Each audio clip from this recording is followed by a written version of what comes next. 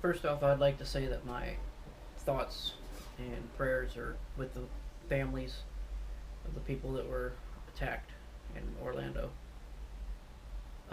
I have two things I want to talk about this. One of them is not a specific thing, it's more of a general. The question is, why is it that when one of these tragedies happen and the anti gun side starts talking, we need more gun control, we need more of this, we need more of that, you don't hear a whole lot of talk about that. But if the pro gun side starts talking about it, we're called heartless, and we're say we shouldn't use that for a political gain, but they can, and I just wonder why. Um, it just doesn't under I just don't understand it. So one group can use a tragedy for their political advantage, but another group cannot. And in addition to that, Florida law states that you cannot legally carry a firearm in a place that has 50% of its revenue from alcohol sales. Um, I've read some stuff where the shooter had, scouted out the location. Um, I do wonder if that was known to the shooter.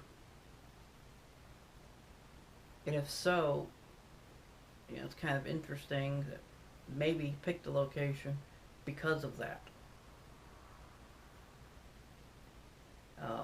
In my eyes, this is another example of how gun free zones are a joke. That's why, it's one of the things that we in the pro gun movement kind of call them victim disarmament zones, because that's what you're doing. Um, that's like taking a group of sheep out to the pasture and then telling all the wolves that you're not going to protect them. You know, that's what happens. And I find it very disheartening and very sad that one of the things that is going to come of this is we need more gun free zones. We need more gun laws. The laws against murder didn't do anything. I want you to think about this. In most places, the punishment for murder is the maximum. It's either death or, you know, decades behind bars. You know, that didn't stop anything. Why would an additional 5 years for illegal possession of a firearm do anything? Because again, and I'm I'm honestly getting tired of saying this because it's so simple, but yet so complex for certain people to understand. Criminals do not follow the law.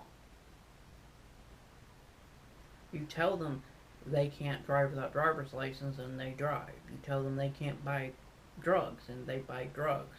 You tell them you can't own guns, they will own guns. You tell them you can't kill and rape people and they kill and rape people.